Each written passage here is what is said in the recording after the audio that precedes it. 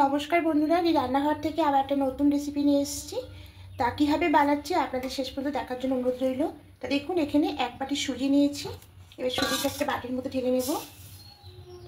এবার এই বাটির মাপে হাফ বাটি আমি নেবে টক দই। তা টক দইটা নিয়ে নেবো বাটির মাপে। তা বন্ধুরা মাপ দিয়ে করবেন, তাহলে জিনিসটা খুব ভালো হয়।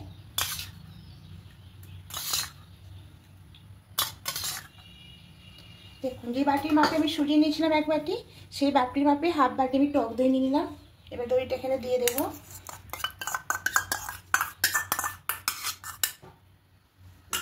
এবার এখানে দেবো পরিমাণ মতো লবণ,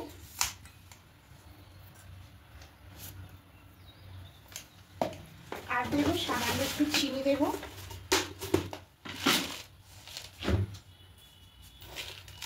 এই 1 চামচ মতো চিনি দেবো। খুব ভালো করে এটাকে মিক্স করে নেব। সামান্য একটু এখানে জল দেবো। আমি দইয়ের বাটির মধ্যে দিয়ে জলটা দিয়ে দেবো।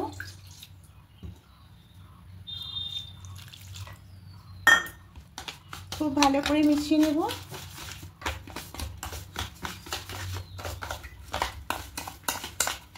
দেখুন, খুব ভালো করে মিশিয়ে নিয়েছি। এটা কোনো রেস্টে রাখার দরকার নেই, খুব তাড়াতাড়ি হয়ে যায়। আমি এখানে রেস্টে রাখবো না। দেখুন, খুব ভালো করে মিশিয়ে নিয়েছি। এবার একটা মিক্সির জার নেব, এর মধ্যে এটা নিয়ে নেব।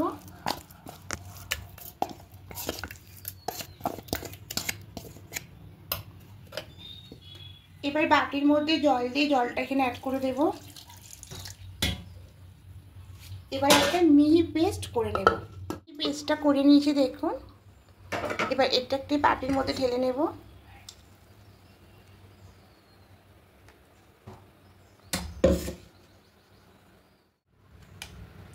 ঠিক এরকম মিক্সটা হবে, দেখুন এইভাবে পড়বে।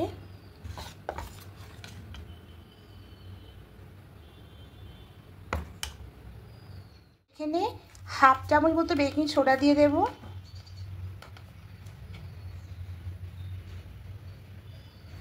দিয়ে আবারও খুব ভালো করে মিশিয়ে নেব।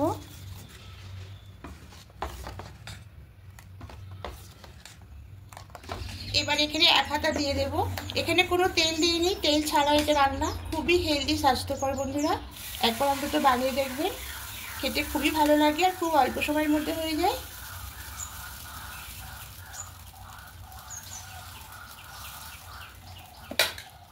একদম লো ফ্লেমে করতে হবে। দেখুন উপর দিয়ে কেমন বাবুলস আসছে। এবার উপর দিয়ে দিয়ে দেবো পেঁয়াজ কুচি, টমেটো কুচি দিয়ে দেবো,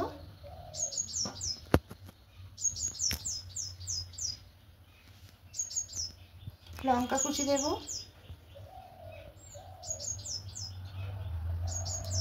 এবার ধনে পাতা কুচি দেব,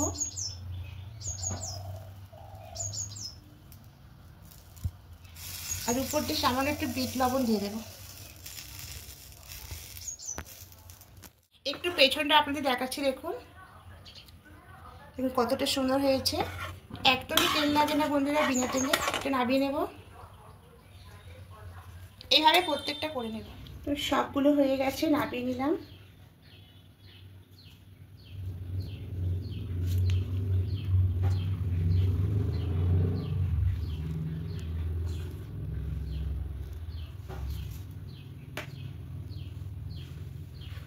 দেখুন বন্ধুরা, বিনা তেলে একদম খুব সুন্দর হয়ে গেছে। তা খুবই হেলদি ও স্বাস্থ্যকর। আপনারা একবার বানিয়ে দেখবেন, আশা করি আপনাদের খেতে ভালো লাগবে। আর যদি বন্ধুরা ভালো লেগে থাকে অবশ্যই কমেন্টে জানাবেন। আর নতুন বন্ধুরা দেখলে সাবস্ক্রাইব করে পাশে থাকবেন। আমি আরও নতুন রেসিপি আপনাদের সামনে নিয়ে আসবো। তো আমি একটা ছিঁড়ে আপনাদের দেখাচ্ছি কেমন লাগে। তো দেখুন পেছনটা কত সুন্দর হয়েছে, এই দেখুন।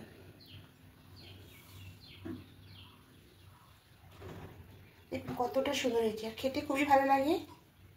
এর সঙ্গে কিছুই লাগে না, এটা শুধুই আপনারা খেতে পারেন। আর এরকম সসের সঙ্গে খেলে খুবই ভালো লাগে।